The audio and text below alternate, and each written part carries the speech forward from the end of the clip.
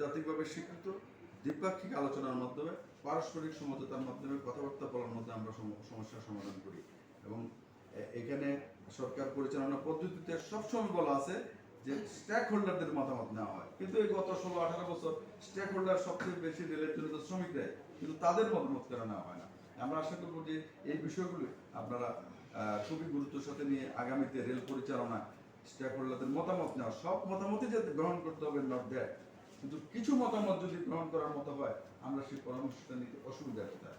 এবং এই ধারাটা এতদিন বন্ধ রেখেছে, আমি মনে করি যে এটা ঠিক হয়নি, আগামী দিনে চালু রাখা হোক।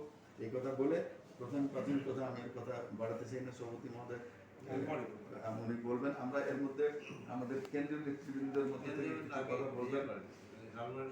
লালমোহনহাট সেটা ঠিক করে ফেলতে হবে, আপনার কয়জন বলবেন সংক্ষেপে করব। আমাদের একটা ব্যাপার আছে, আমরা ঠিক করে ফেলতে হবে যে আমরা লালমোহনহাট শাখা থেকে সভাপতি বলবেন না সেক্রেটারি বলবেন?